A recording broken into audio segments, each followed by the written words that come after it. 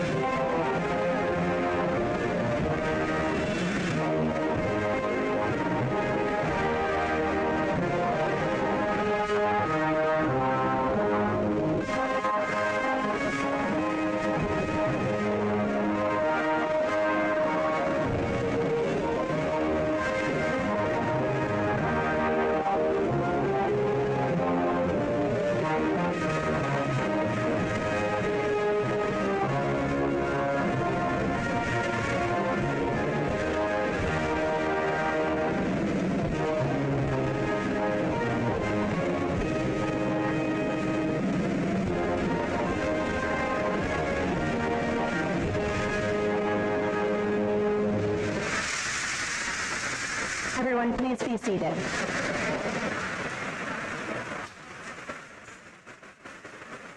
Good morning and welcome, parents, family members, fellow educators, members of the Board of Education, and most importantly, the class of 2024. This graduating class is the 144th annual graduation commencement ceremony for the Hudson Falls High School. I'm grateful that we have the opportunity to celebrate this occasion together on this beautiful campus, where the energy and excitement of this commencement ceremony celebrates your accomplishments as a class. Our Tiger Pride is alive and well this morning. For many of you, you have shown this Tiger Pride for 13 years. I'm confident that it will occupy a special place in your hearts for many years to come. Parents, grandparents, friends, supporters, and to our virtual guests, it is my sincere pleasure to present to you the 146 members of the class of 2024.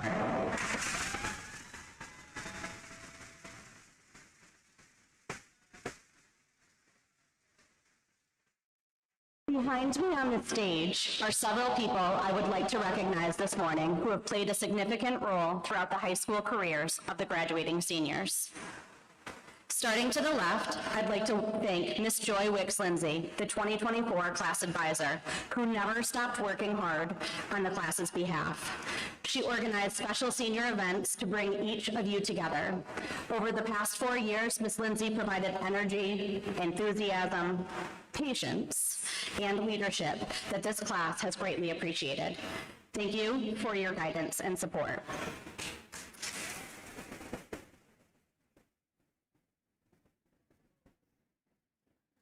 Mr. Chip Corlew, our without a doubt an amazing assistant principal. Mr. Corlew has worked tirelessly to make connections with students, all the while keeping peace in the building. Thank you for being here on this special day.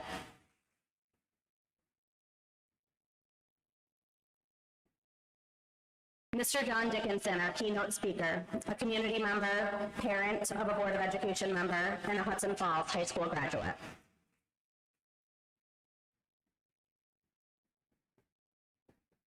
Mr. Jeff Gollin, our Board of Education president. Mr. Gollin volunteers his time as a board member to ensure we are providing the same quality of education as when he attended Hudson Falls High School.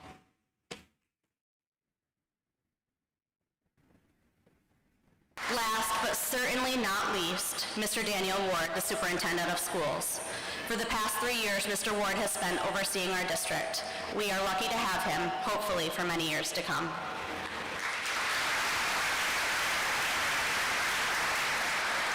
Not everyone can be on stage, but as we prepared for this special ceremony, there are many that we're here to help. As my dad always says, many hands make light work. So thank you to each one of you for your piece in making this a memorable event. A special thank you to our IT department, our secretarial staff, school counselors, custodial staff, and building and grounds. We are lucky to have each one of you on Team Tiger.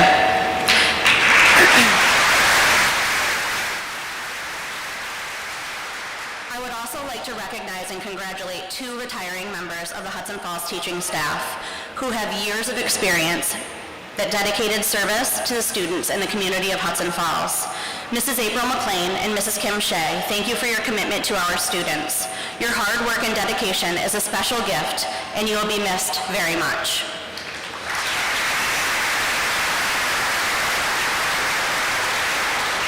The faculty assembled here to honor the class of 2024 includes representatives from many areas within the district. It is combined efforts of all faculty and staff that fosters learning and culminates in this group that we see before us today.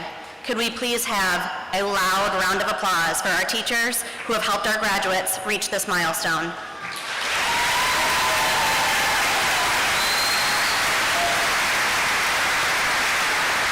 Thank you to all of our faculty and staff. Before I hand the microphone over to Mr. Ward, I'd like to say a few words. First, congratulations, class of 2024. You've worked incredibly hard today to get to celebrate an amazing achievement, your high school graduation. As you prepare to move on to the next chapter of your lives, I want to share a few pieces of advice. First, don't be afraid to take risks and step outside your comfort zone. The safe and familiar path is enticing, but growth often happens when we challenge ourselves. Whether it's choosing a new career path, heading off to college or into the workforce, or just trying a new activity, be bold and embrace new experiences. You'll learn invaluable lessons, even from your failures. Secondly, nurture your curiosity and quest for knowledge. The world is filled with fascinating topics to explore through reading, travel, conversations, or the pursuit of further education. An inquisitive mindset will open the doors and help you navigate this rapidly changing world. Ask questions, seek out diverse perspectives, and never stop learning. My next advice is to develop grit and resilience. For sure, there will be setbacks and hurdles along the way. When you encounter these, don't be derailed. Dig deep, adapt, pivot, and keep persisting towards your goals. The challenges will make eventual successes that much sweeter. Finally, use your voice and talents to impact the world in a positive way. You are part of a generation facing immense challenges: climate change, injustice, conflicts amongst many. Don't be afraid to speak up, lead, get involved in causes that you believe in, and work to leave the world better than you found it. Your energy and passion can be powerful forces for change. The future is yours to shape. I have no doubt that you will all have the potential to achieve remarkable things. Stay humble, work hard, be kind, and make your mark. Congratulations again, class of 2024.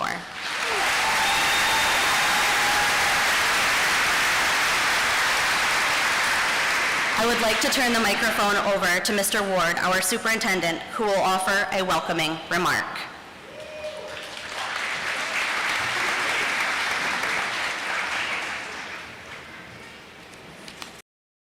You gotta love these tassels, right? They're always in the wrong spot.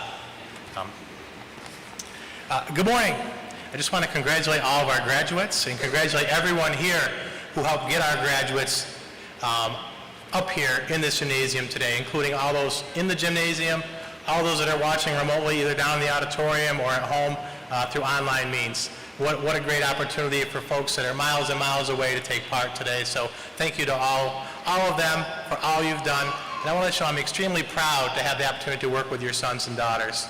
But I did want to take 1 second and thank one person who wasn't thanked, and then we'll get to the kids, because that's what it's about. It's about our young people today, and I want to have all the spotlight shine on them. But I'd be remiss if I didn't thank Mrs. Hogan for her work this year with you in the last couple of years here in the high school.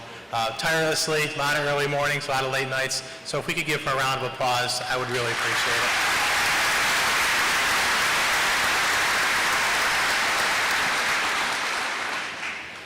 So everybody ready? A couple of yawns in the back there. Ready to go? All right, here we go.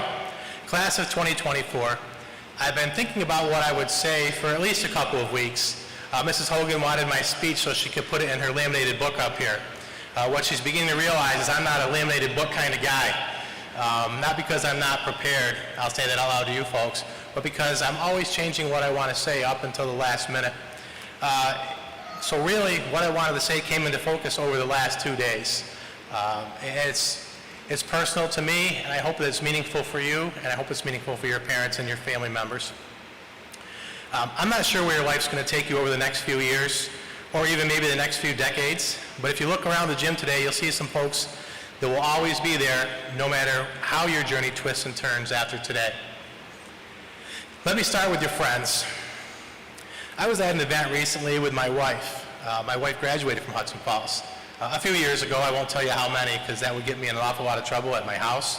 But I'm going to avoid that at all costs today. It was a celebration of the life of the mother of one of her high school friends, who obviously also graduated from right here from Hudson Falls High School. I'm going to bet that, again, by looking at me, you can tell it's been decades since my wife was in high school and since I was in high school. And again, I'm smart enough not to say how many decades for fear my wife might find out. Let me just say that my wife graduated from Hudson Falls the same year as some of the parents out there. I can look around, my vision's still good enough to see some of you, and many of you might know that your parents went to high school with my wife. So it's been a few years. Let me get back to my point. My wife saw her high school friend at this event. Again, a celebration of life for that person's mother. They haven't seen each other very much, probably in multiple decades. Let's say 2, 3, or 4 decades. But they instantly struck up a conversation that immediately held up a line of people behind us for probably 10 minutes, which makes me very, very uncomfortable. So what's the point?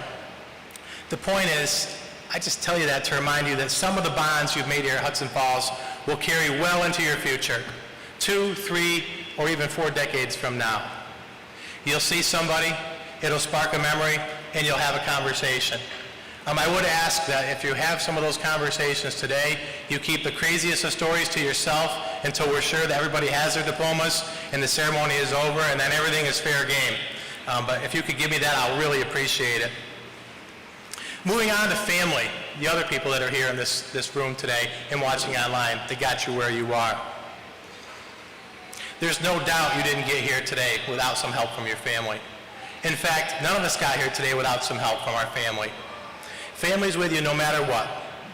They're there with you on your most challenging days, and they're there with you on your best days. Another example that helped me write this speech and finish it this morning, just before it was due, right, Mrs. Hogan? Last night, my wife and I decided we would go, we own some property, we're going to do some gardening. And I try to be careful because I had to be here with you guys today. I stand up and I stab a tree limb right through the top of my head. So without my family, my wife, I would not be here today because she drove me to the emergency room while I hold a pile of Dunkin' Donuts napkins on my head to catch all the blood up there. So I want to thank her. How many of you guys out there have had one of those crazy trips to the ER with your family? You can raise your hand or shake your head.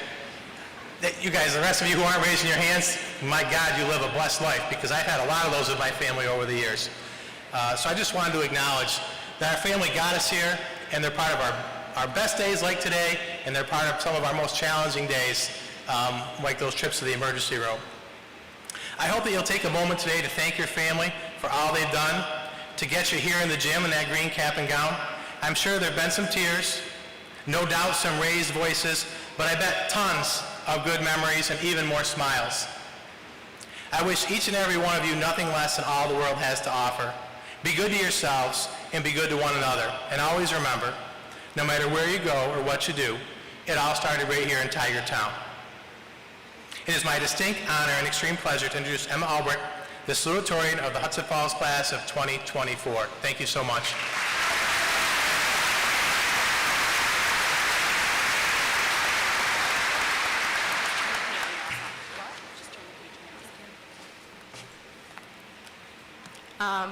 Good morning. I would just like to thank everyone here today, parents, students, teachers, staff, and mentors.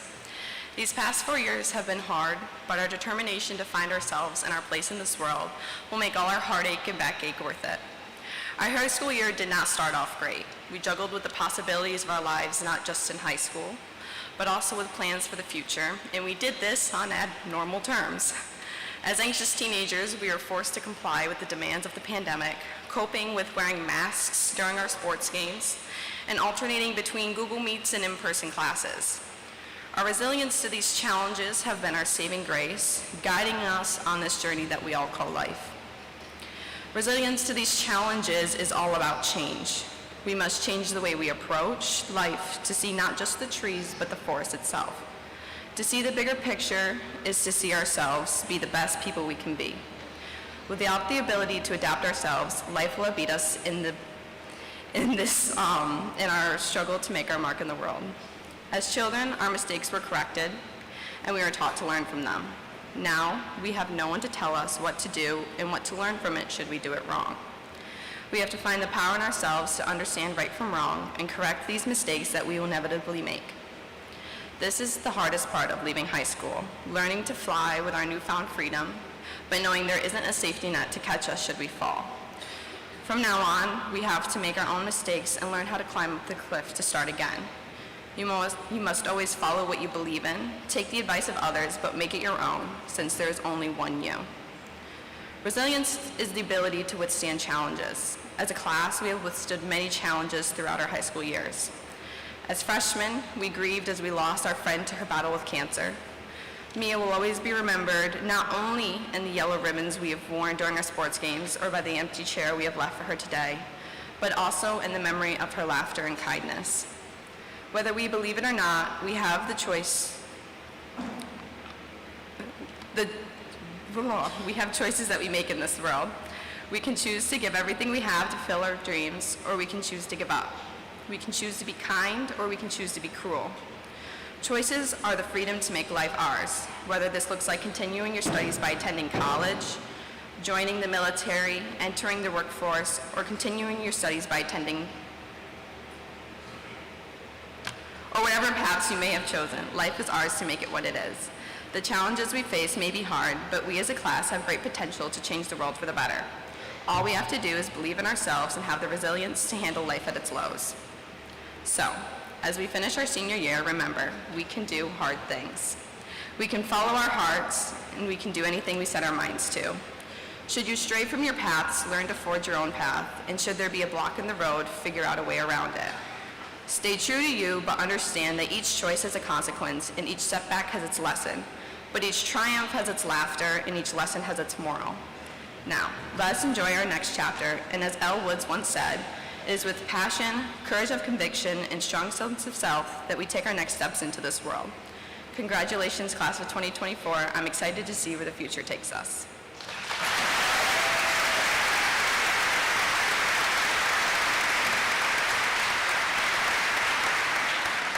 Thank you so much, Emma. At this time, I would like to introduce our keynote speaker for today's graduation ceremony, Mr. John Dickinson. Mr. Dickinson is a 1974 graduate of Hudson Falls High School. After high school, he continued his education at Cobleskill Agriculture and Technology. In 2005, Mr. Dickinson was inducted in the Hudson Falls Wall of Distinction. Mr. Dickinson has been part of the farming industry throughout his life.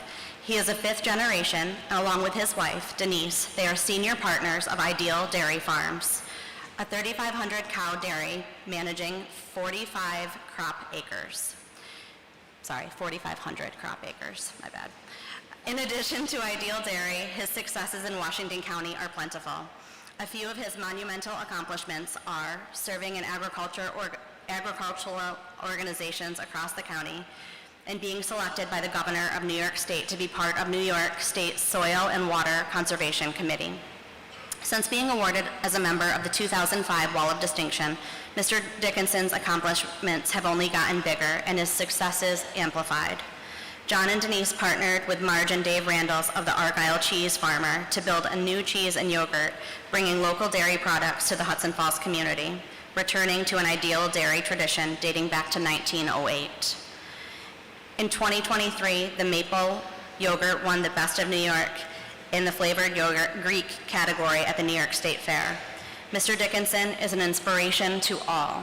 He is kind-hearted, down to earth, and an overall amazing person who found success in doing what he loves. Please welcome Mr. John Dickinson.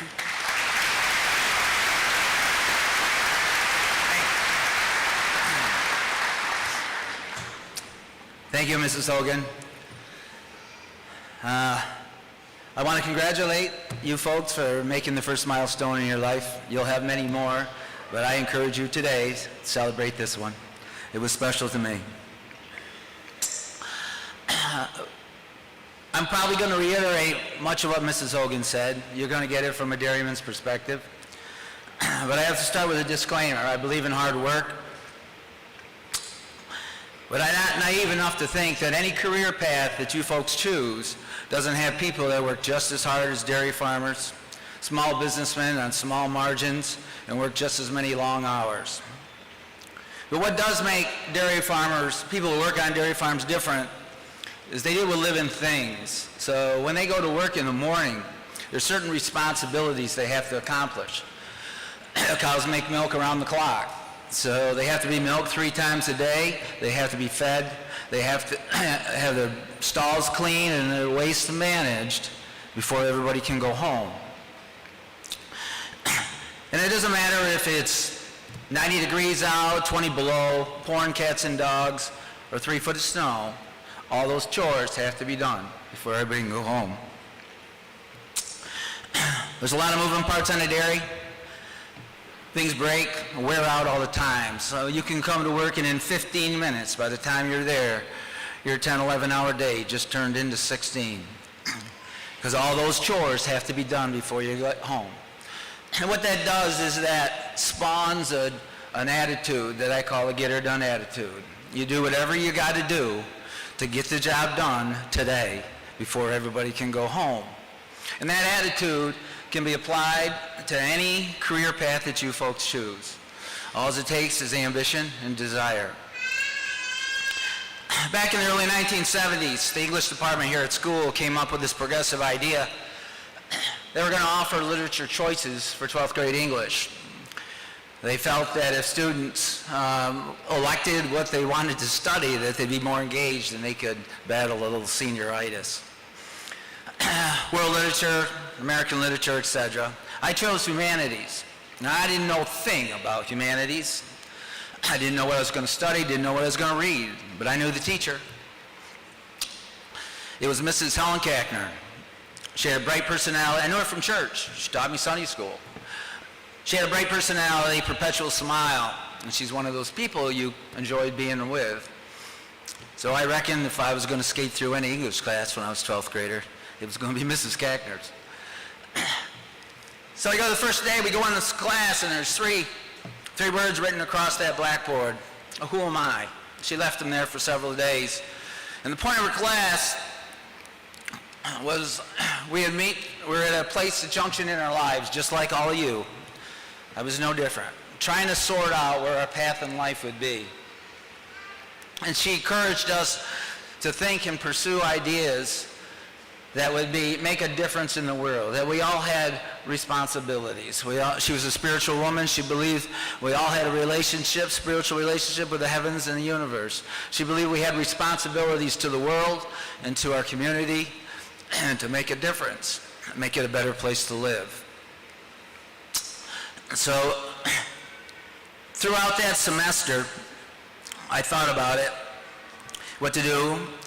And my parents never really encouraged me to be a dairy farmer. I can remember many times Dad being discouraged, running on a few hours sleep. Say, son, don't ever think that you got to be a dairy farmer.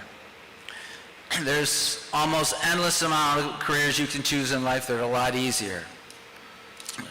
You have to choose something you love to do. So I wrestled. Junior, senior year, I sucked 15 to 20 pounds each year. I know what it's like to wake up in the morning hungry, only eat half of what you want, skimp a little bit on lunch, do a 2-hour practice and go home, only eat half of what you want and go to bed hungry. And first world problems, right? It was only a few days out of a season, a couple of months out of a year, but I learned what it was like to be hungry. And by the end of that semester, I decided it was no greater honor than to feed the people. So my entire career is revolved around when I shared with my wife Denise to breed better cattle that made more milk to feed more people. Folks, now it's your turn.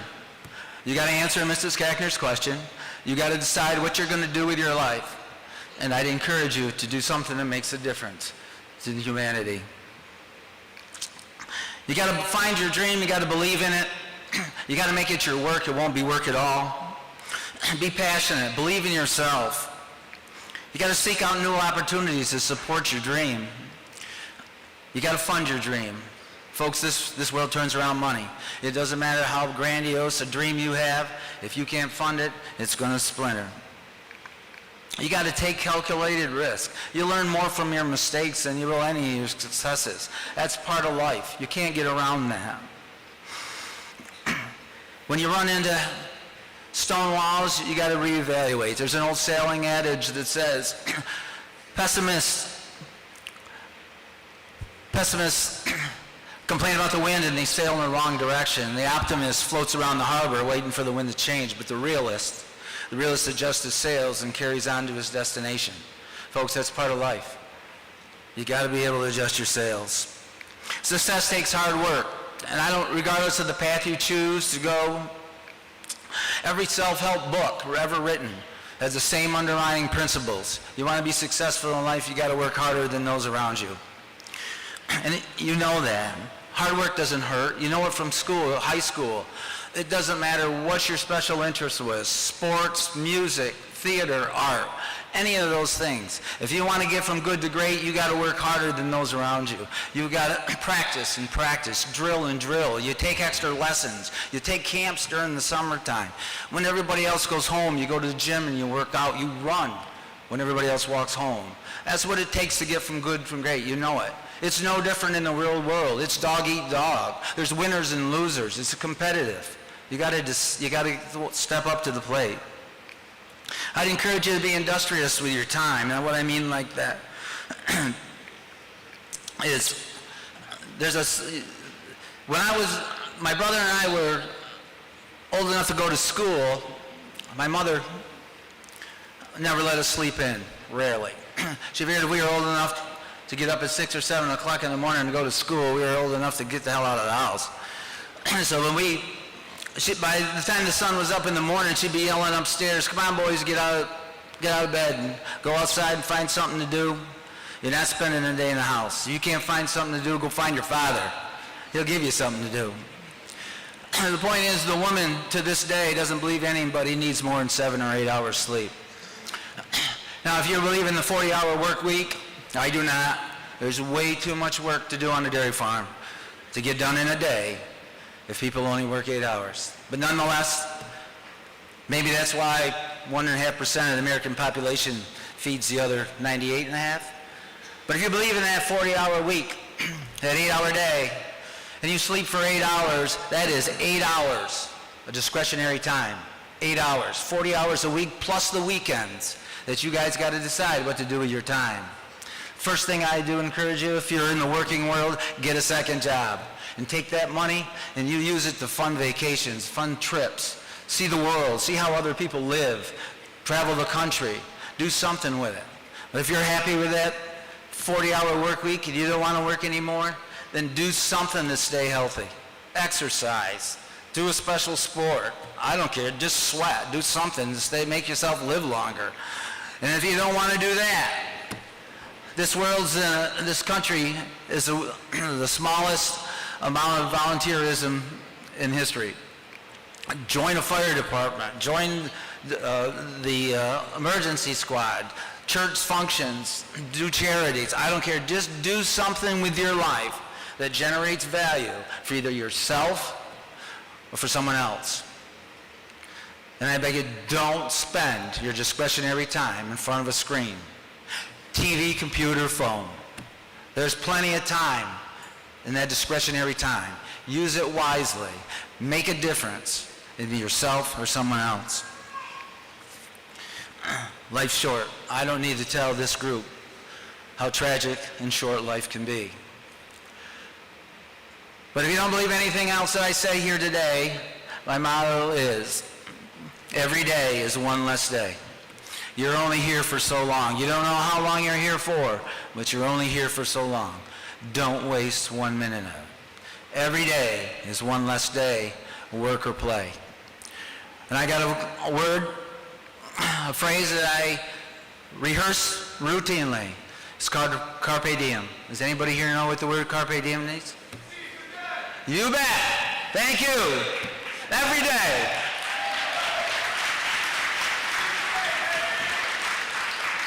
Seize the day every day, work or play. And I'd like to share a word of caution with you. Beware your sense of entitlement. Folks, when you're born into this world, you didn't have anything. And you're not entitled to anything more than that child born in a foreign country in a home on the dirt floor. You got to work hard. In a farm, we got a saying that goes, if you can't earn it, you don't deserve it. In a farm, people aren't measured by their initials in front of their names, by the number of years they go to school, how big of a house they live in, where they come from, what country they were born in, their sex, or the color of their skin. The only thing that matters to a dairy farmer is productivity. How much work can you get done in a day, and how efficient do you work? Because there's always more work to get done in a dairy than can get done. Folks, I would encourage you to take that same attitude. You know, this pandemic, from a dairyman's perspective, this pandemic's got the world upside down. We don't understand it. Paying people not to work, forgiving student debt. Nobody forgave my student debt. Folks, if you're responsible enough to take on the debt, it's your job to pay it back. Don't expect society to pay it back for you. You're young adults now. You got to earn what you take. You know, I couldn't help but think John F. Kennedy, a few years before Mrs. Kackner's class, right, he addressed the nation. He said, don't ask your country what it can do for you. Ask what you can do for your country. What is happening? To a dairy farmer, the world is upside down. The man's got to be rolling over in his grave. You know, on a farm, it's a small business. We don't have extra people hanging around, so when people are sick and don't come to work, there's a guilt there, because they know that their friends and coworkers have got to work their 1 day a week off away from their families, or their work gets split up between 2 or 3 other people that have to work days and a half to get the work done, because every day on the dairy, work has to get done, and before everybody goes home. So I don't know how to explain it to people, but it's that sense of duty on a dairy farm that's different. The employees know they're dedicated, they understand that somebody else has to do their work, then they're not there.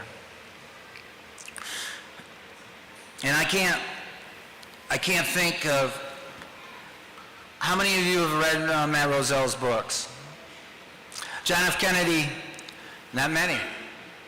I think it ought to be mandatory reading for every student that comes out of Hudson Falls. John F. Kennedy and Mrs. Kackner were born into the greatest generation.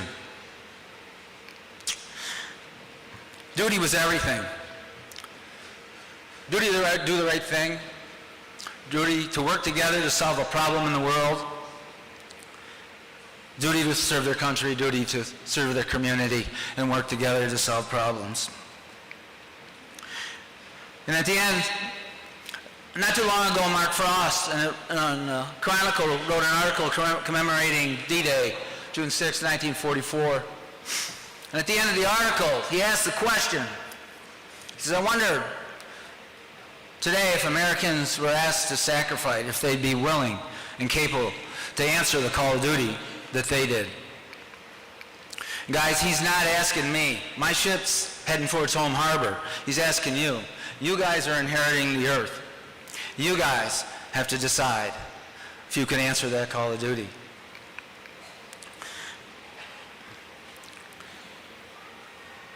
You know, it's leadership. You know, my dream, my goal for you folks here today is I want leaders to come out of this group. This country is so starved of leadership.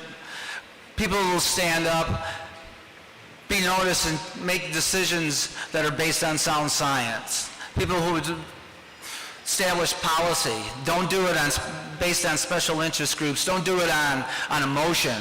You need to make decisions based on sound science. And don't believe what you hear. Don't forget Facebook, TikTok, Google things. Find 2 sources for every question you have. That's what it takes. It takes leadership. It's that people to stand up and be counted. And I hope in the class of 2024 we have some of those people, because there's plenty of things. There's plenty of problems in the world that you need to fix. Mrs. Hogan mentioned them. World climate change. You know, there's a good one. New York State has this ambitious goal of being climate neutral by 2050. If all, they couldn't even do it. Couldn't even make the goal. It wasn't for the amount of agriculture in the state of New York sequestering carbon. But do you think if New York State becomes climate neutral, carbon neutral by 2050, it's enough to offset all the coal burnt in Asia and all the oil being burned in Eastern Europe? Do you really think that's going to save the world? I don't know. I don't know the answer. But I know that there's a cost to it, and it can be on small business. I could carry on all the problems, and another one that drives me crazy is we're taking thousands of acres a year out of New York State, land that grew forage, that fed dairy cows, that fed people, and we're turning it into a part-time energy source of solar panels. Folks, you have to decide. It's your responsibility to decide what we're going to do with our land resource. Are we going to grow food? Are we going to grow part-time energy? I could get carried on, but I spoke long enough here. I'll wrap this up. Life according to John. Find your dream. Pursue it with passion. Get a positive, get her done attitude. Take calculated rest. Be industrial with your time. And most of all, remember, every day is one less day.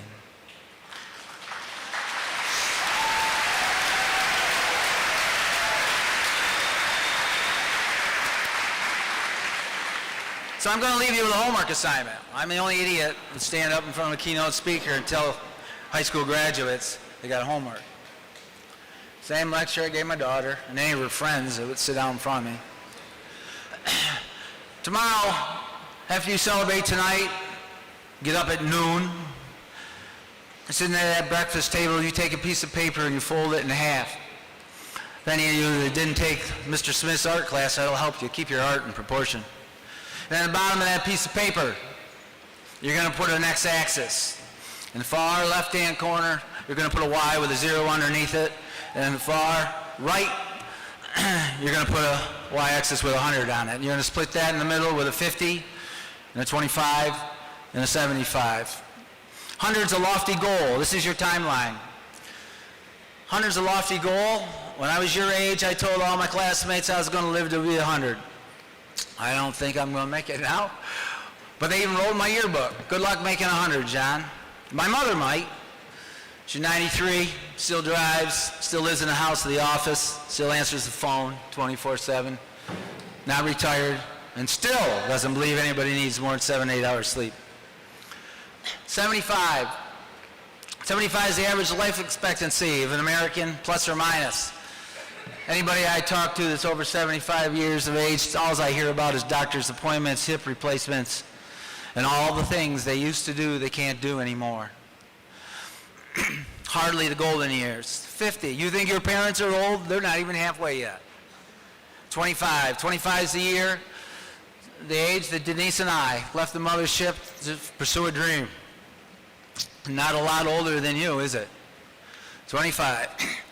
You told us we started milking 80 cows. If you had told us 40 some odd years later we'd be milking 3,500 cows, dozens and dozens of bulls and bull studs across the country and selling embryos around the world, we wouldn't believe you.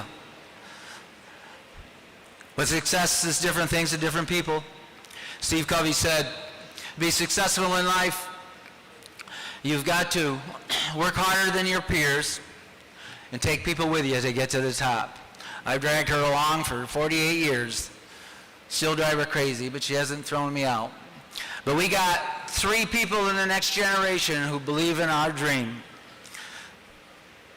Breed better cows, make more milk, and feed more people. They got their own aspirations. They got their own way of doing things, their own dreams, but the vision is the same. And now you folks. You folks, you put an X right on that line where you are.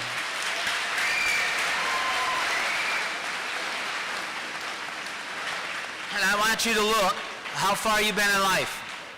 And I want to look at how far out there 100 is. You got a long way. Folks, the choices you make, right or wrong, the decisions you make, good and bad, is all going to influence, in the next few years, is all going to influence your station in life forever.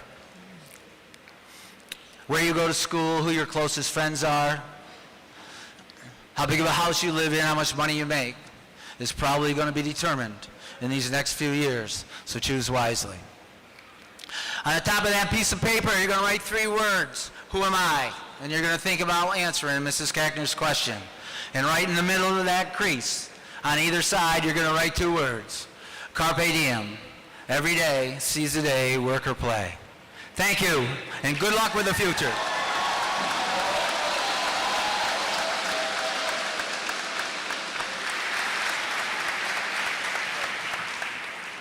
Thank you, Mr. Dickinson. We are honored to have you here to celebrate with us today. The class of 2024 would now like to allow Annabelle Lindsay a few moments to speak. Annabelle and the class of 2024 would also like to welcome Gracie Nazavera to the stage. Please welcome Annabelle, Lindsay, and Gracie.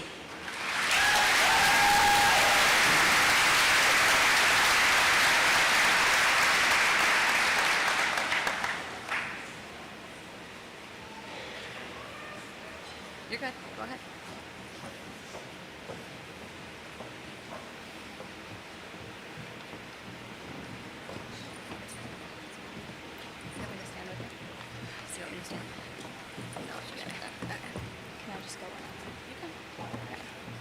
Growing up, Grace Redmond, Lizzie Donnelly, and myself spent countless hours at the Nazavera's home. From making slime to climbing the house beams in their living room, memories were made along with a strong friendship that even cancer cannot and will never destroy. Sadly, when Mia passed, COVID restricted her peers from attending our services. So the class of 2024 decided to take a moment during our celebration to honor Mia as a classmate and friend. As a gift from our graduating class, we are donating to the Living for Mia Foundation. We want to keep her memory alive and support something she cared about. Mia, we wish you were here today, but we know you will always be with us. We love and miss you. Thank you.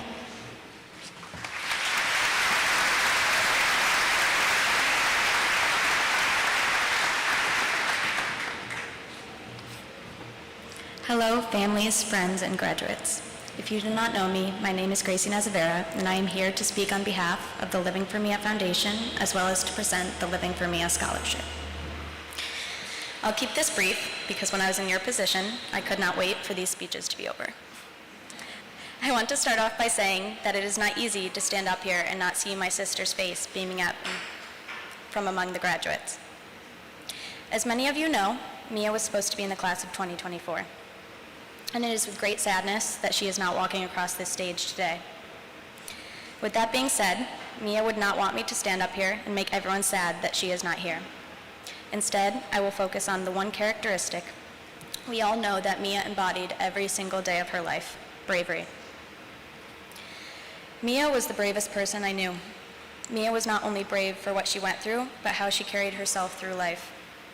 My sister was fearless in the face of all obstacles and refused to shy away from them. Not surgeries, not chemotherapy, and especially not the gymnastics beam. I, unfortunately, did not inherit this quality. When I was in your position 2 years ago, I was anything but brave. It is scary to start this next journey of your life, potentially going to live in a new place, meet new people, start a new job, or know absolutely nothing about what you're going to do next. All of it is just terrifying.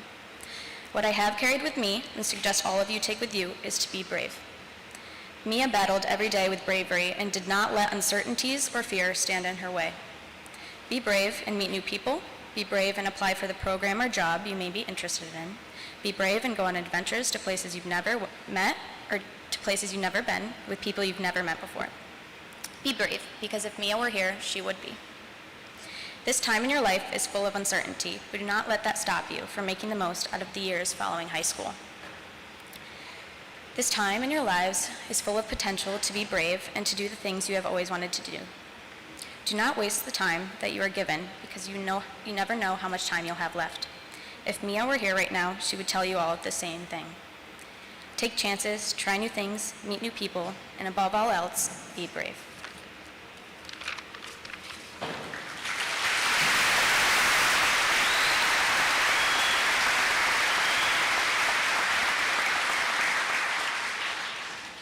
Thank you for allowing me to speak on behalf of the Living for Mia Foundation, and as a foundation, we are beyond grateful for the continued support of our community for the past 4 years.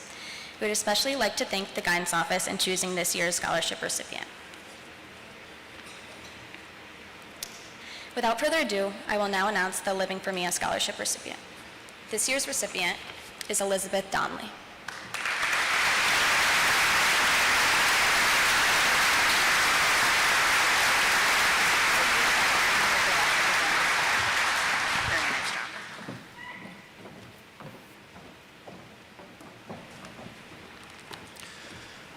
Good morning, everyone.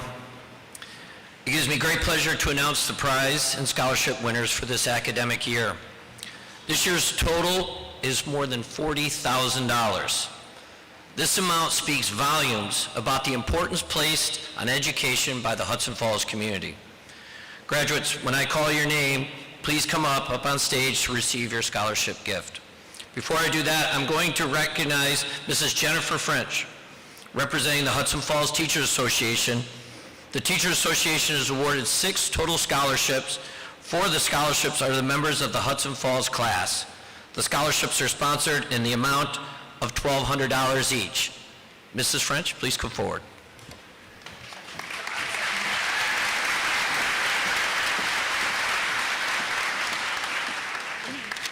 Good morning, graduates. I am pleased to announce the recipients of this year's HFTA Scholarship Awards on behalf of the Hudson Falls Teachers Association. These students have showcased outstanding academic achievements, dedication to our school and community, an exceptional work ethic, dependability, and strong collaboration skills. Without further ado,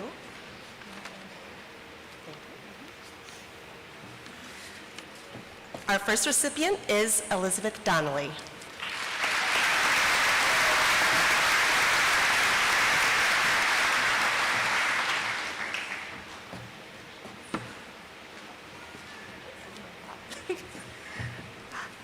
Our second recipient is Allie Gay.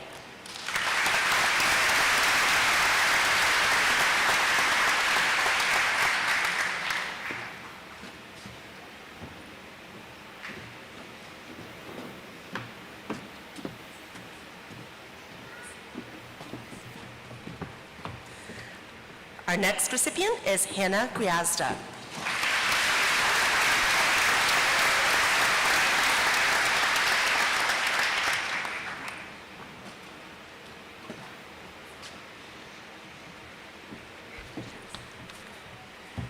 And last but certainly not least, Annabelle Lindsay.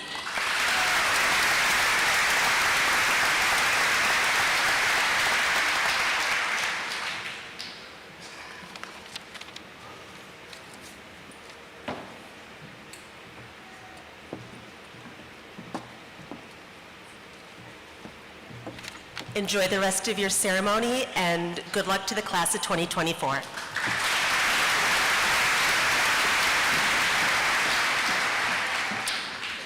If the following students would please come forward: Gage Carson, Ellie Gay, Emma Darnay, Kylie Bolster, and Dylan Gerard.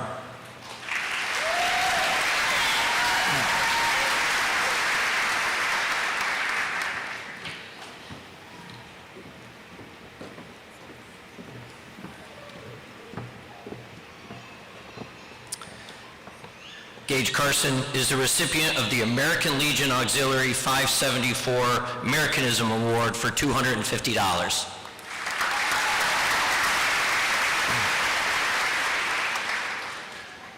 Allie is the recipient of the American Legion Auxiliary 574 Americanism Award for $250. The Team Albany Hudson Falls Middle School Scholarship for $200, and the Robert L. Waite Memorial Award for $300.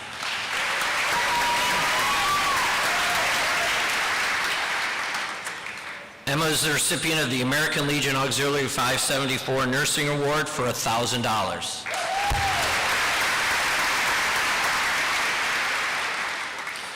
Kylie is the recipient of the Ashley Coltrane Memorial Scholarship for $162.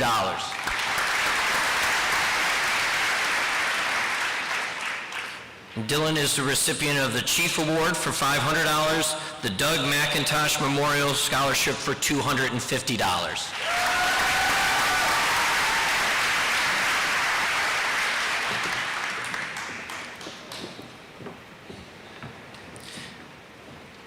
If the following students would please come forward: Natalia Lopez, Derek Call, Emma Albrecht, Brianna Wicks, and Hannah Guiazda.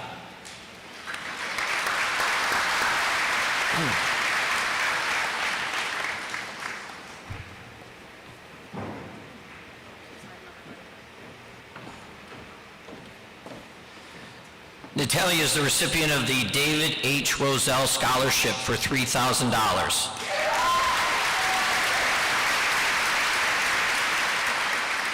Also the recipient of the Hudson Falls UPK 5 PTSO Scholarship for $500.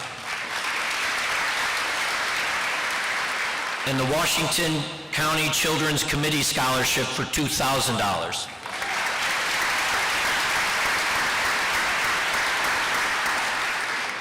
Derek is the recipient of the Dr. M. Patrick Hogan Scholarship Award for $500.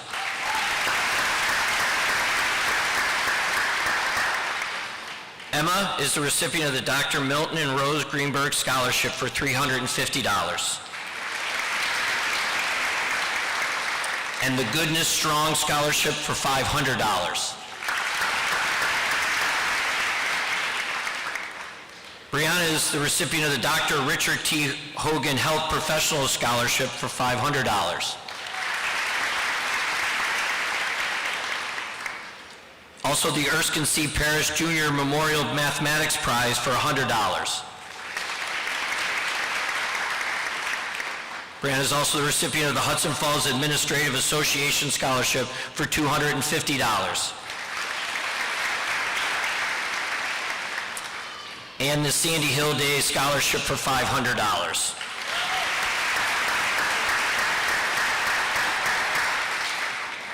Hannah is the recipient of the Erskine C. Parrish Jr. Memorial French Prize for $100. The Hudson Falls Rotary Service Above Self Scholarship for $500. The LaRue King Memorial Scholarship for $1,000. The Kingsbury Volunteer Hose Company Auxiliary Scholarship for $500.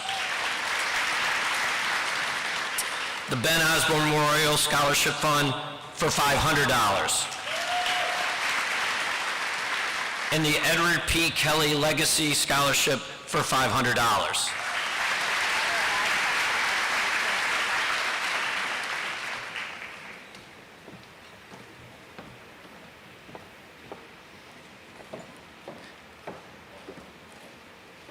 If Elizabeth Donnelly, Grace Remen, Catherine Wells, Marissa Colvin, and Mackenzie Weatherwax would please come forward.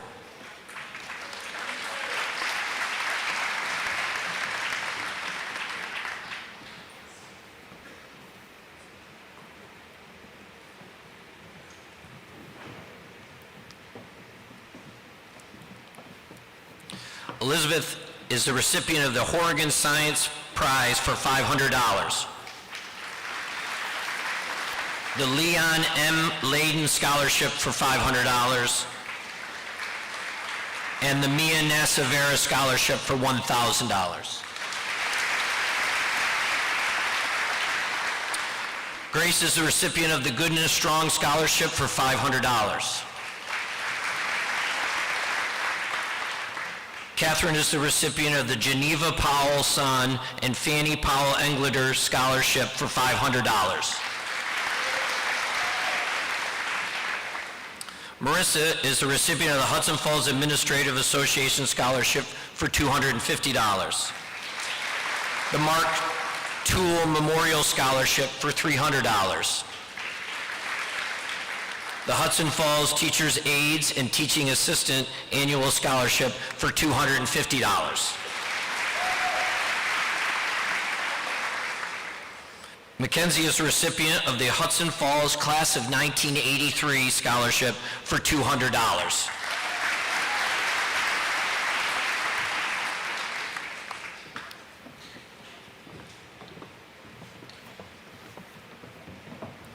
If Elijah Natal, Connor Traver, Seneca Williamson, Thomas Beebe, and Jesse Morton would please come forward.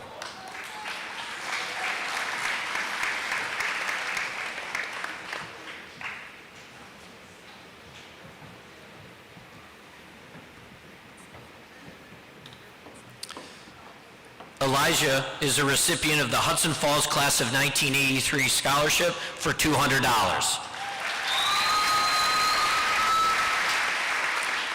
Connor is the recipient of the Hudson Falls Police Benevolent Association Scholarship for $500.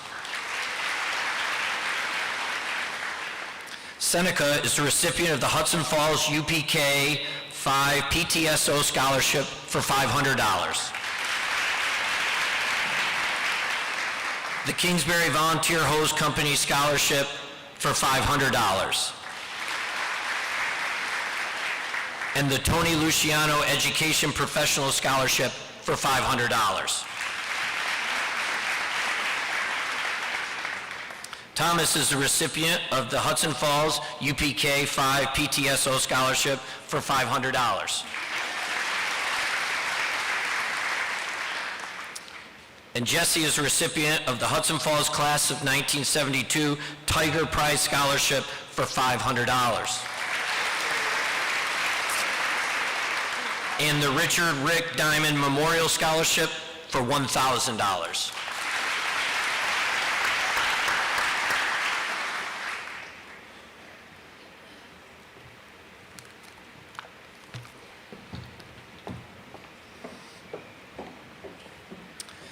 If Annabelle Lindsay, Kaylee Norton, Ayla Adams, Rose Bosted, and Abigail Valdez would please come forward.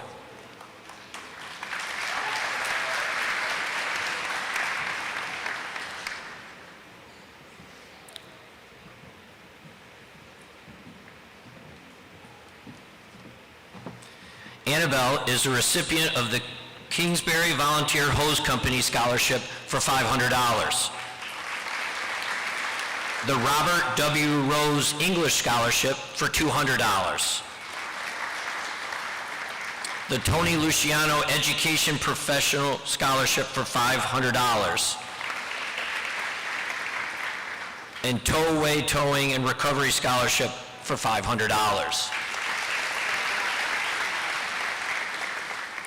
Kelly Norton is the recipient of the Murphy Sister Scholarship of $125. And the recipient of the Saratoga-Warren County Music Educators Association Scholarship for $250. Ayla is the recipient of the Sandy Hill Day Scholarship for $500. Rose is a recipient of the Sandy Hill Day Scholarship for $500. Abigail is a recipient of the Sandy Hill Day Scholarship for $500. The Hudson Falls Teachers, Aides, and Assistants Annual Scholarship for $250.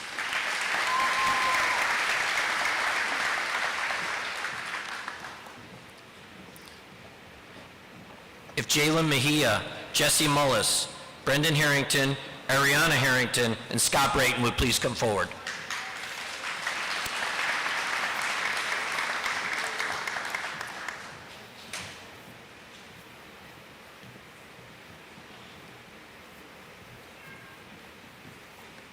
Jalen is the recipient of the Sandy Hill Day Scholarship for $500. Jesse is the recipient of the Sandy Hill Day Scholarship for $500 and the John J. Chorsetti Memorial Scholarship for $200. Brendan is the recipient of the Sandy Hill Day Scholarship for $500. Ariana is the recipient of the Selena and Charles Rock Memorial Scholarship for $1,200. And Scott is the recipient of the Susan Kennedy Scholarship for $500.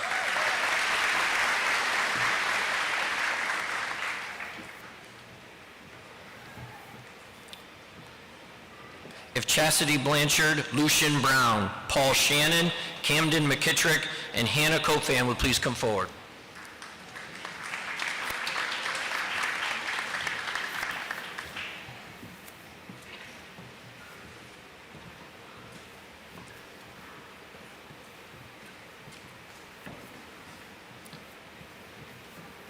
Chastity is the recipient of the Team Albany Hudson Falls Middle School Scholarship for $200. Lucian Brown is the Ben Osborne Memorial Scholarship recipient for $500. And the Marguerite Petit Memorial Scholarship for $200. Paul is the recipient of the C.J. Aber Memorial Scholarship for $500. Camden is the Jeff M. Barton Vocational Award for $50. And Hannah is the J. Walter and Elizabeth Juckett Award for $1,000.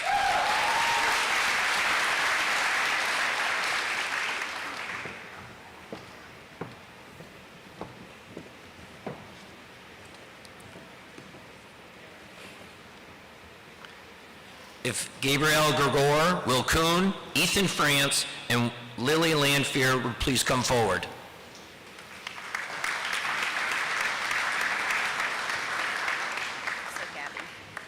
What? Gabby.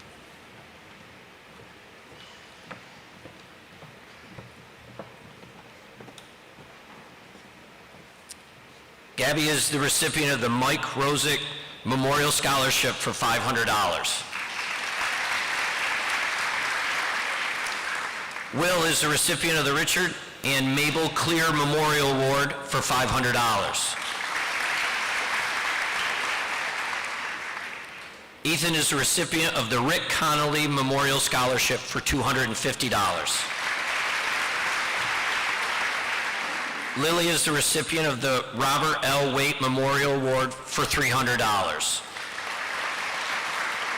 The Sarah M. Chase Duffany Memorial Scholarship for $500, and the Stuart Frederick Packlet Scholarship for $250.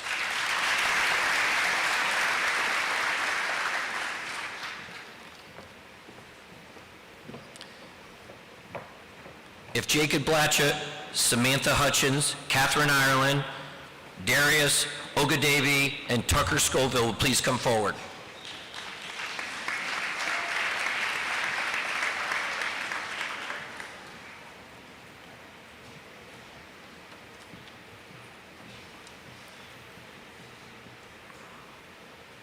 Jacob is the recipient of the Thomas T.R. Remsen Memorial Scholarship for $500. Samantha is the recipient of the William and Mary Toole Memorial Scholarship for $300. Catherine is the Schuyler Wilson Memorial Scholarship for $300. Darius is the recipient of the Washington County Children's Committee Scholarship for $2,000. And Tucker is the recipient of the Washington County Children's Committee Scholarship for $2,000.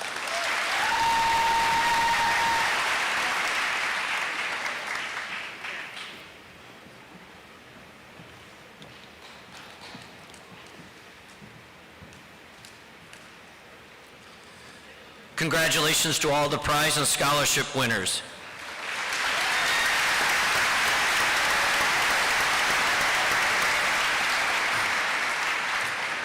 It is now my honor to present the valedictorian of the class of 2024, Lucy Ray. Lucy is the daughter of Brandy and Kenneth Ray Jr.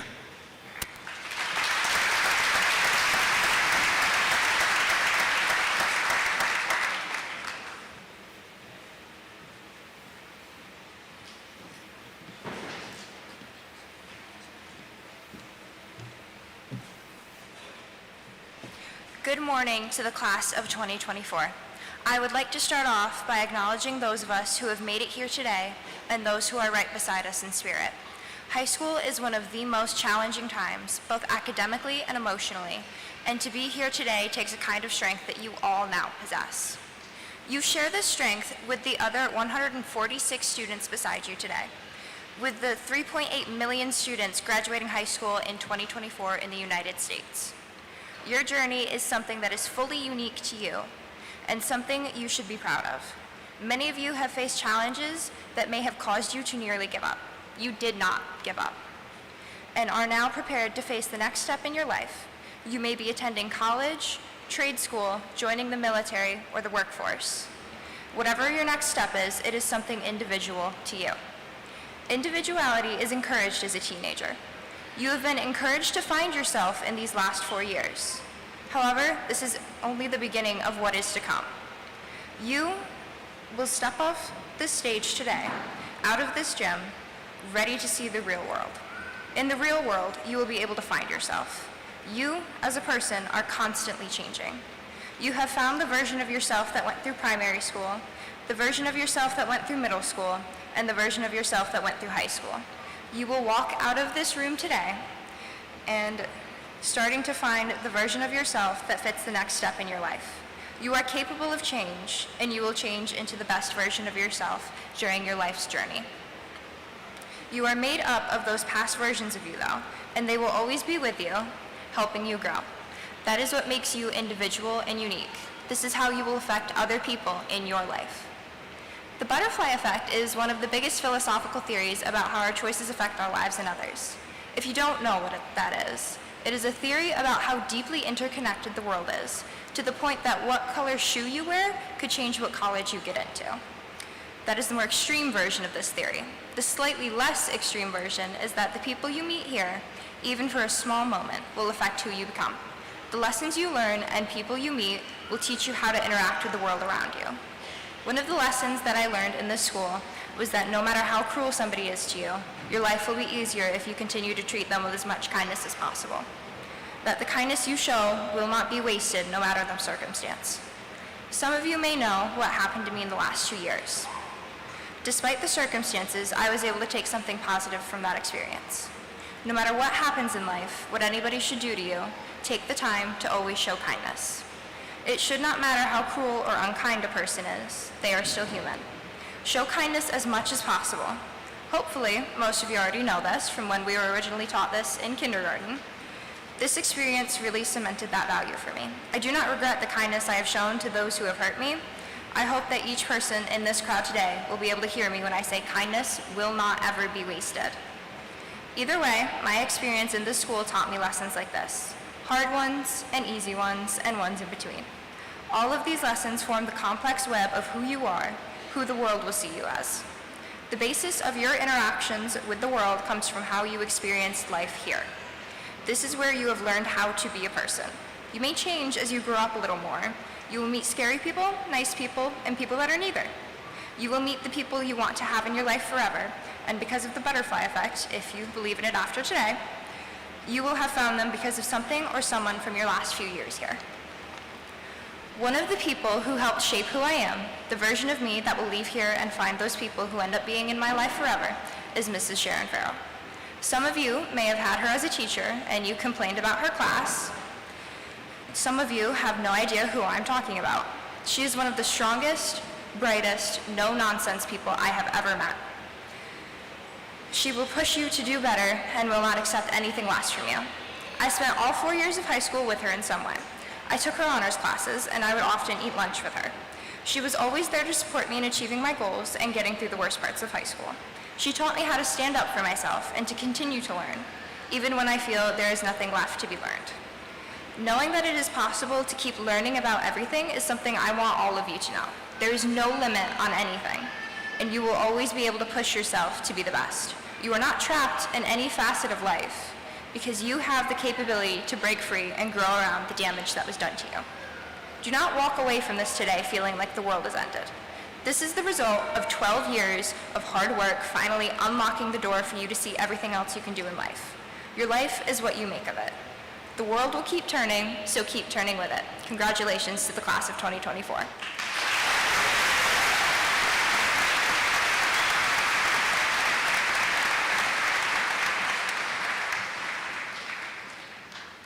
Thank you, Lucy. I would like to welcome Heather Estep to the stage for the moment we have all been waiting for. We shall proceed with the awarding of diplomas.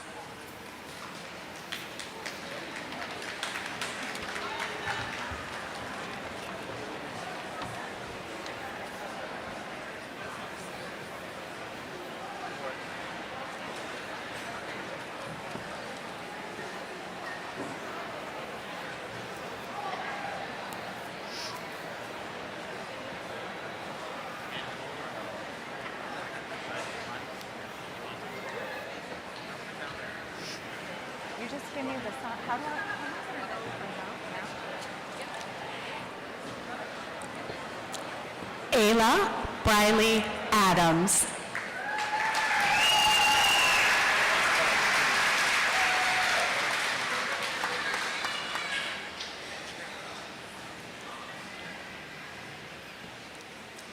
Emma Rose Albrecht.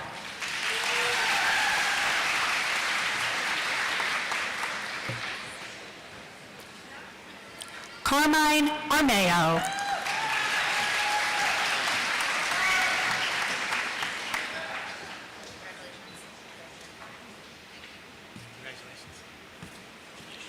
Thomas J. Beatty III.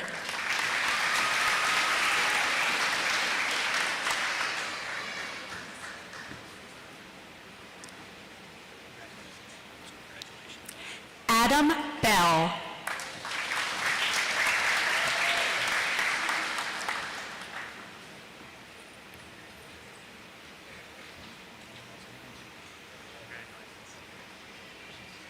Cameron Jacob Bennett.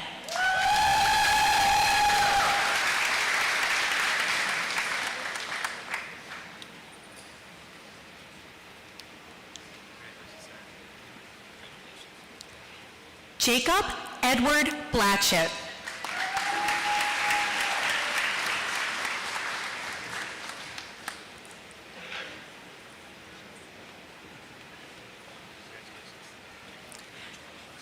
Lillian Eliza Blair.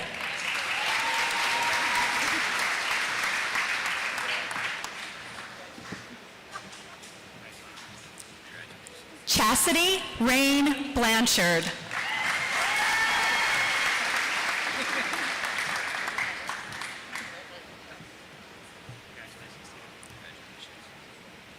Kylie Laura Elizabeth Bolster.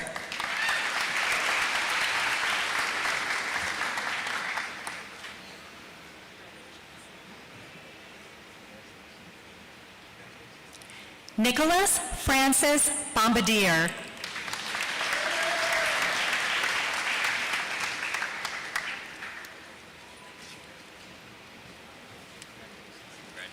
Rose Emily Bousted.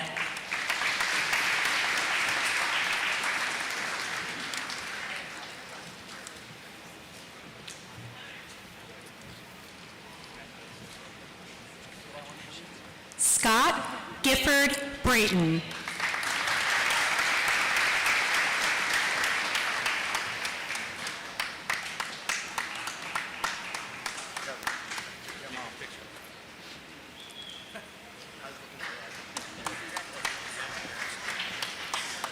Lucian Michael Brown.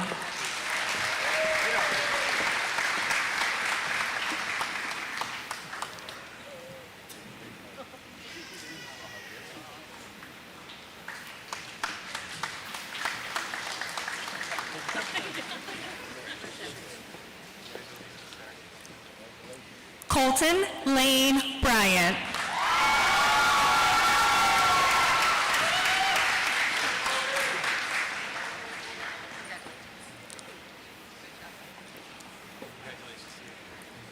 James Eric Birch, Jr.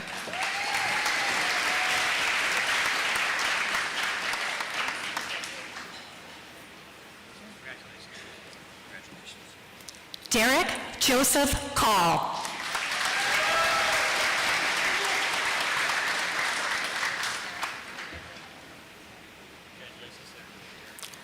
Amelia Canali Bow.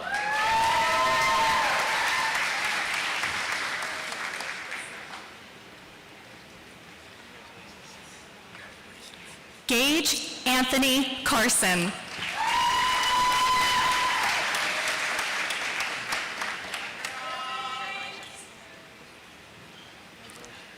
Laura Sue Cicero.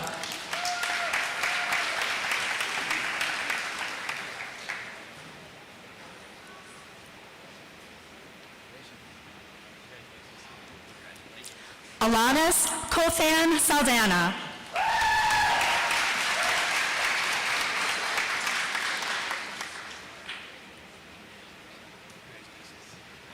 Hannah Kothan Saldana.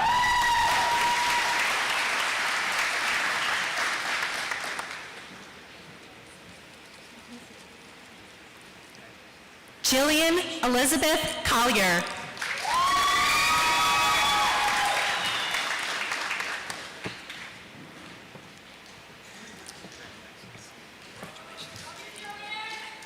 Marissa Elise Colvin.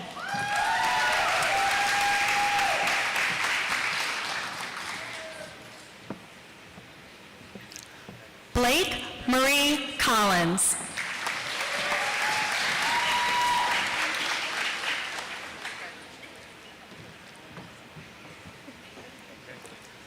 William Michael Kuhn.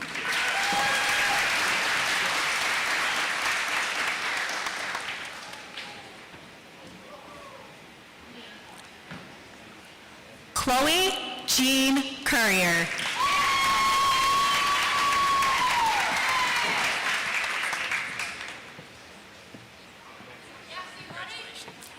Emma Lily Darnay.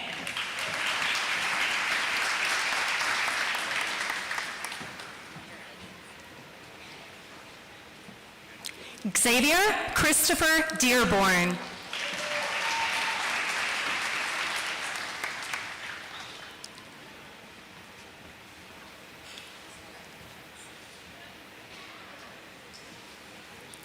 Connor Glenn Delk.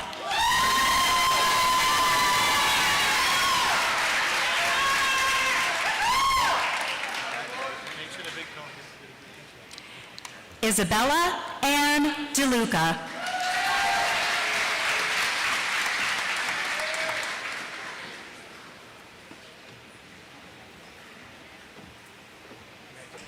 Colin Diffie.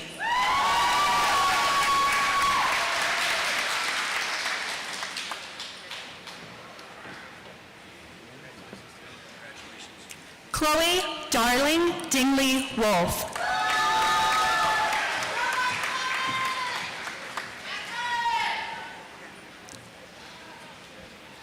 Wind Din.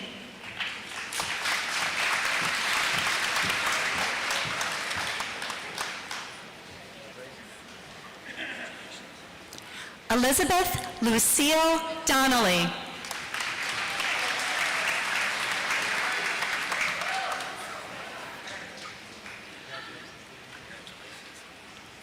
Peyton Jeremy Dupree.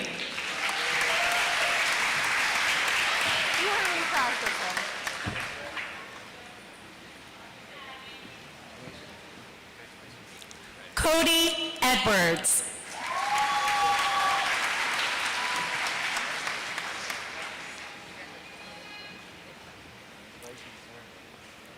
Emma Camille Fenton.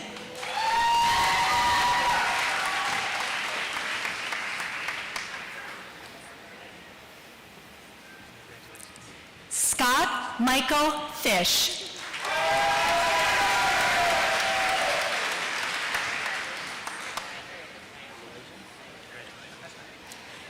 Tyler Charles Fish.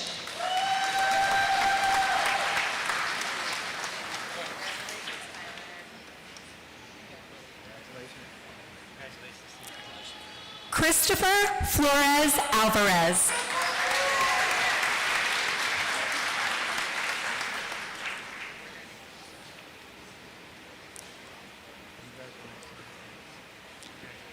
Ethan Scott France.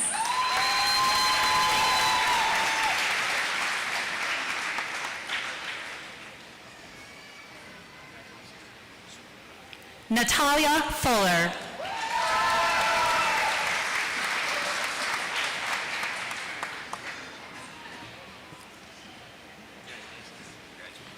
Patrick Fuller.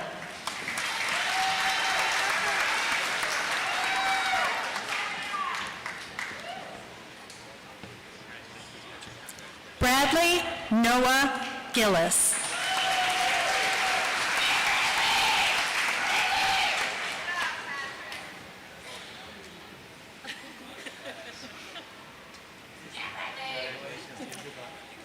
Dylan Avery Gerard.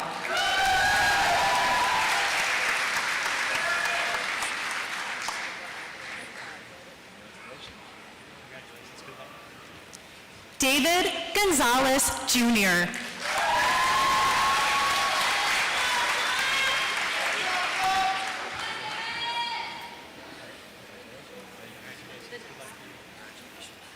Gabrielle Renee Gregoire.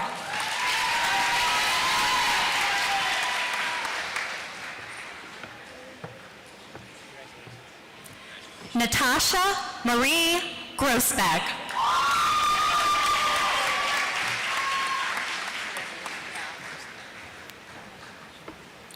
Allie Morgan Gay.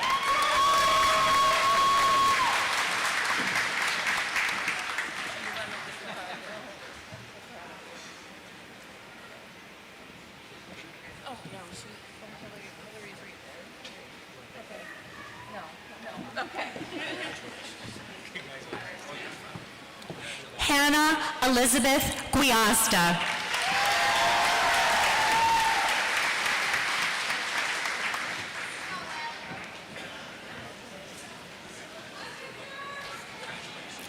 Madison May Haas.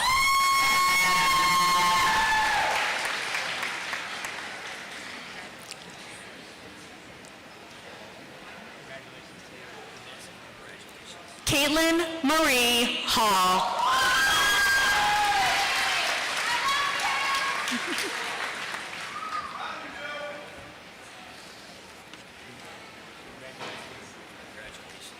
Dylan Andrew Julius Hall.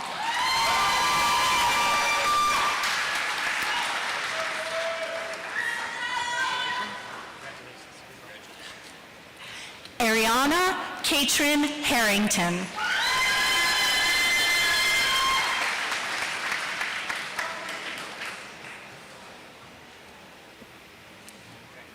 Brendan Anthony Harrington.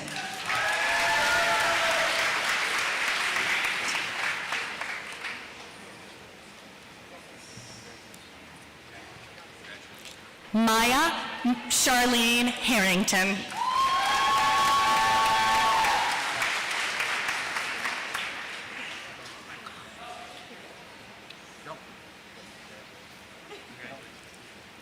Mitchell Connor Harrington.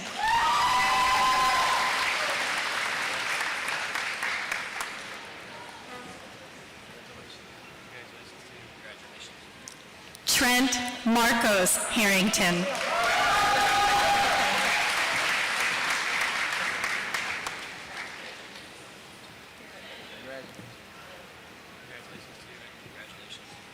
Haley Jean Hart.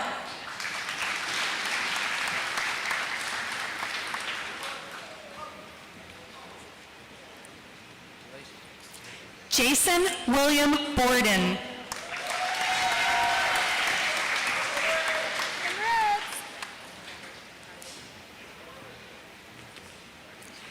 Emmett Tyler Ebert.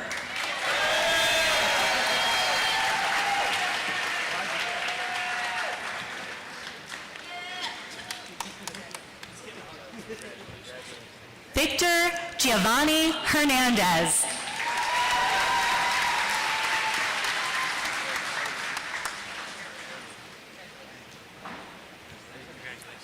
Reed Thomas Horrigan.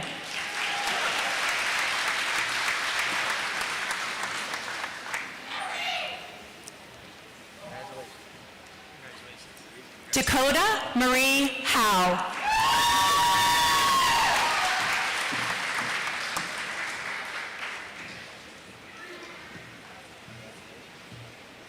Samantha Tori Hutchins.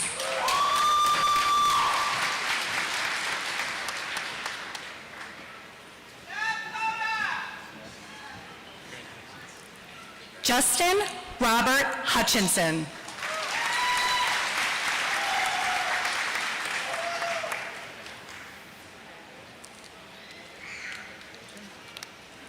Catherine Elizabeth Ireland.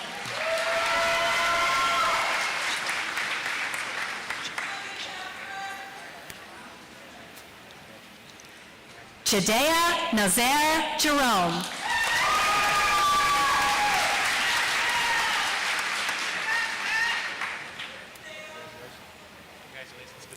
Ella Ann Johnson.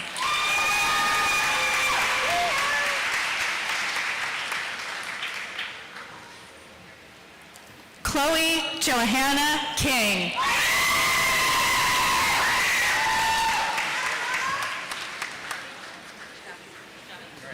There's your confetti cannon. Alexander Thomas Kitchener.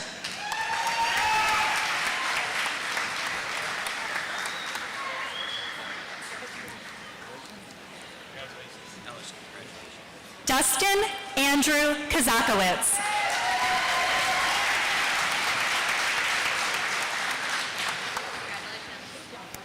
Kai Lafreniere.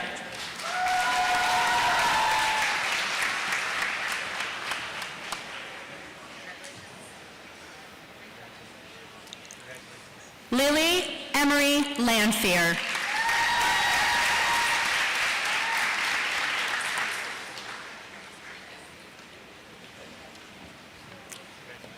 Azariah Hudson LaRock Diffie.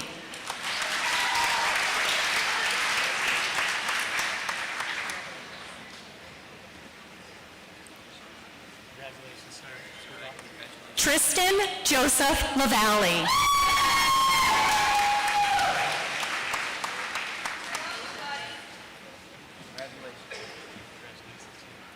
Olivia Foy LeBrun.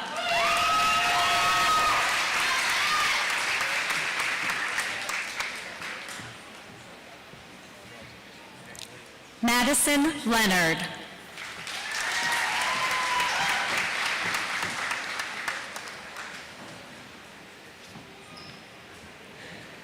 Lillian Cheryl Lavelli.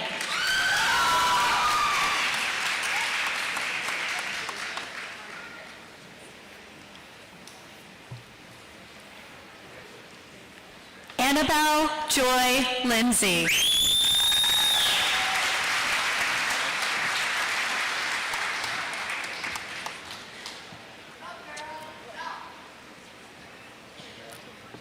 Natalia Lopez.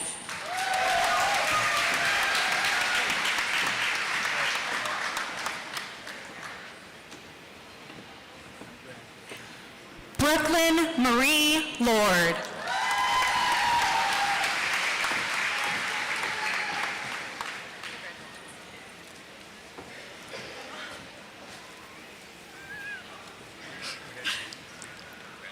Cora Gertrude Mab.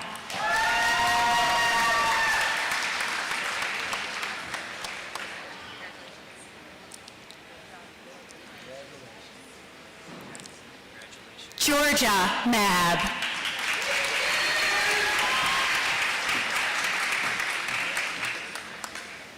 Congrats, Georgia.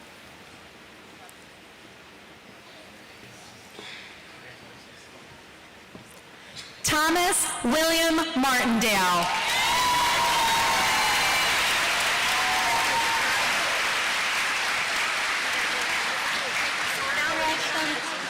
No running, Tom.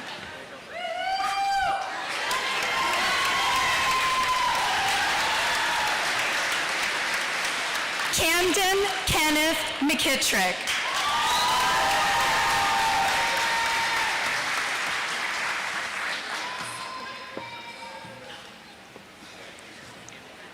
Lillian Marie McPhee.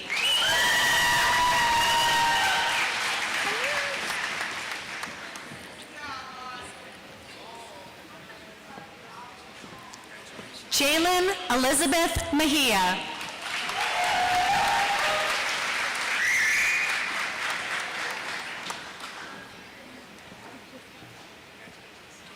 William James Malucci.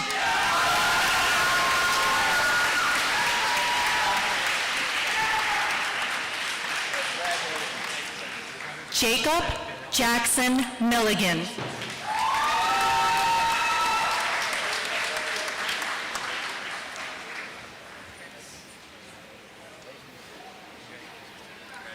Cameron Morales. Congrats, Cam.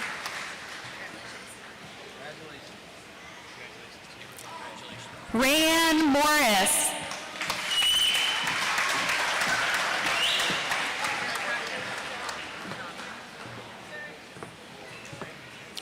Jesse Morton.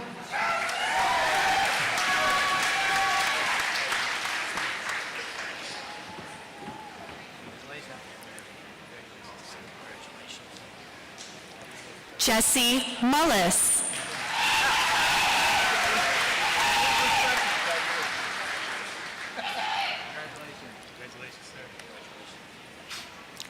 Elijah Jeremiah Natal.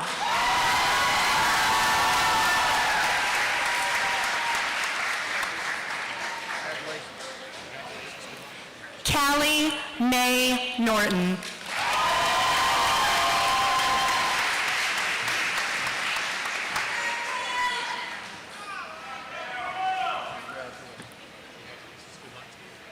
Darius Olubi Ogadebi.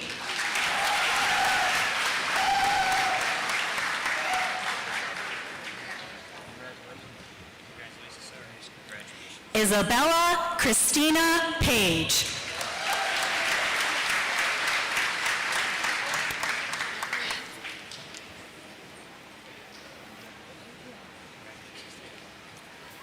Joseph William Palmer.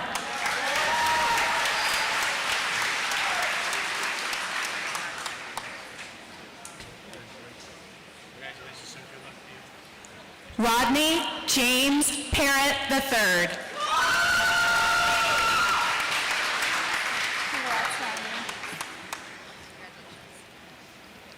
Alora Jean Plude.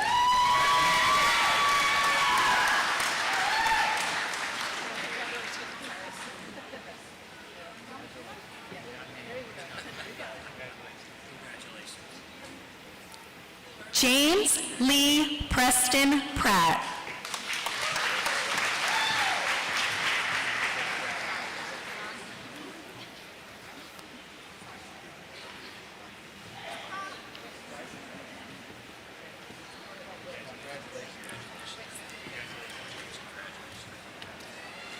James Vera Quinones.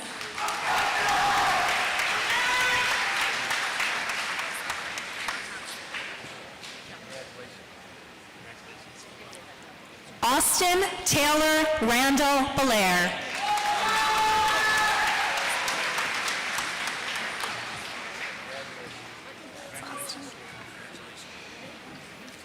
Xavier Bruce Rathbun.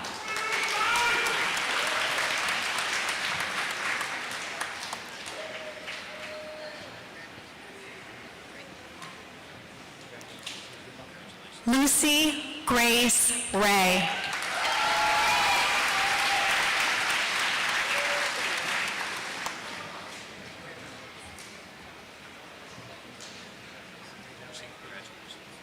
Grace Lynn Remen.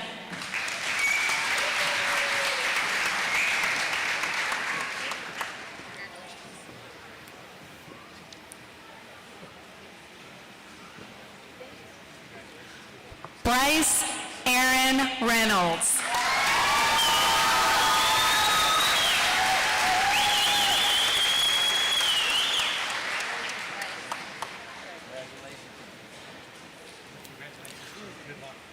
Carter Scott Rock.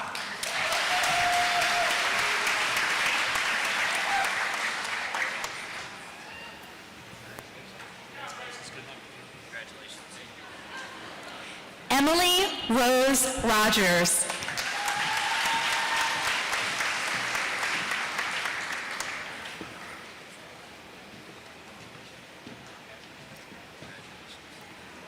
Pierce William Rome.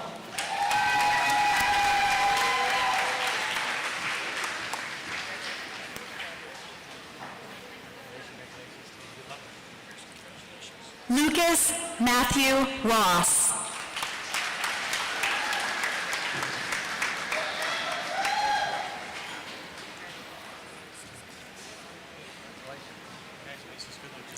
Haley N. Rossi. Congrats, Haley.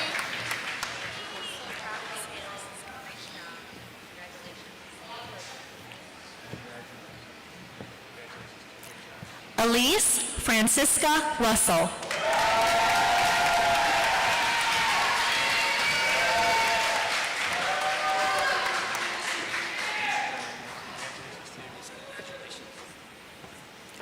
Amber Rose Rizzuto.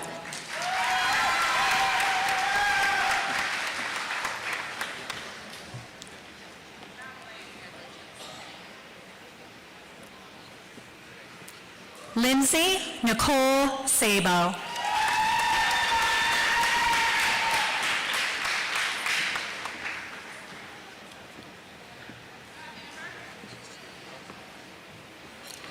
Tucker James Scoville.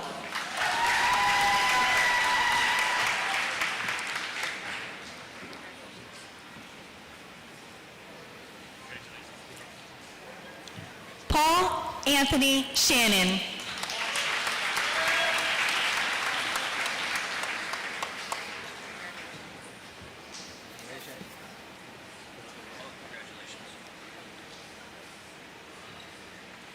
Callie Lynn Suckman.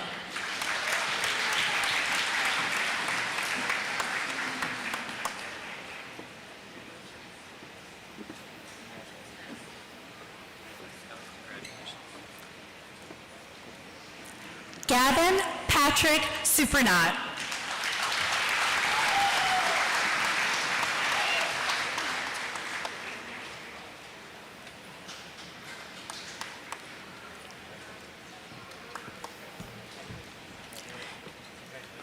Nathaniel Terrio.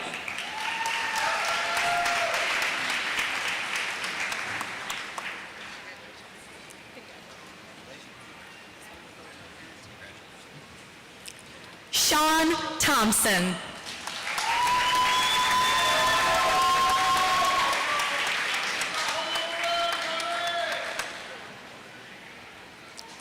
Hayden Alexander Tamala.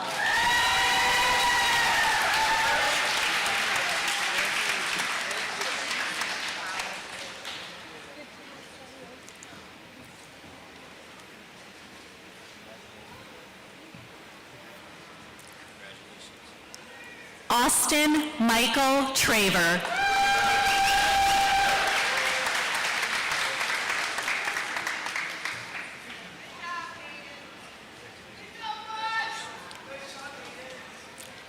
Maggie Traver.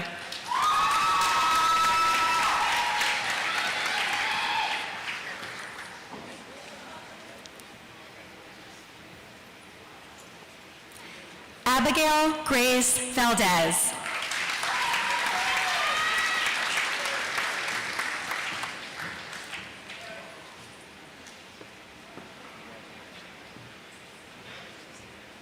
Shane Justice Little Eagle Vanderhoop True.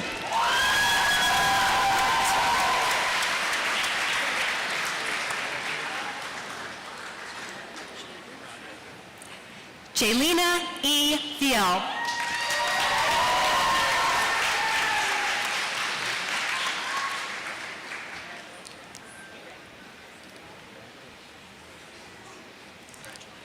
Atreyu S. Wallach.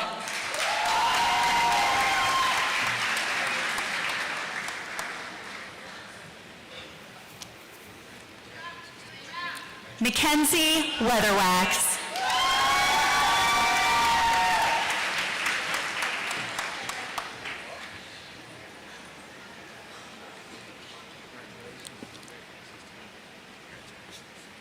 Samantha Rose Weatherwax.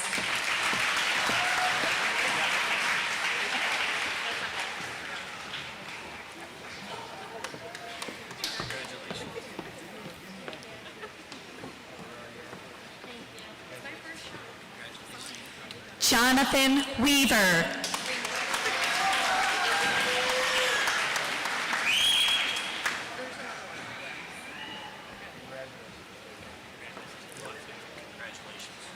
Braden Matthew Wells.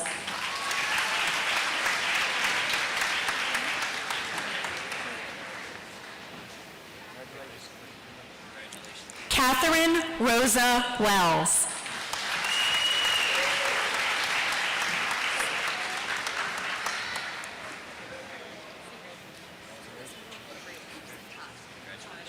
Brianna Lynn Canone Wicks.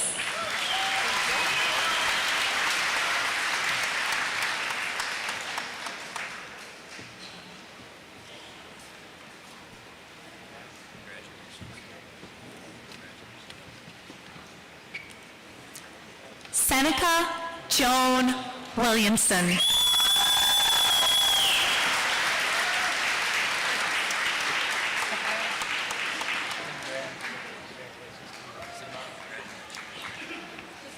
Olivia Kathleen Woodward.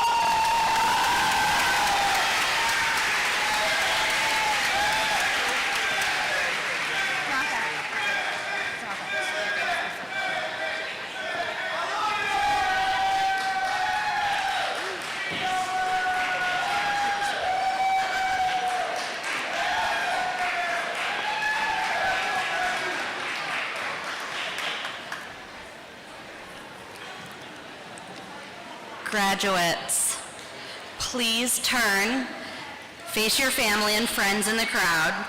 You can stand up.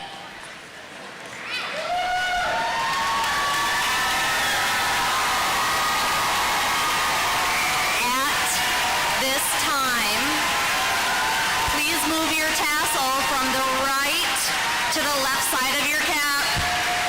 It's my pleasure to present to you the class of 2024.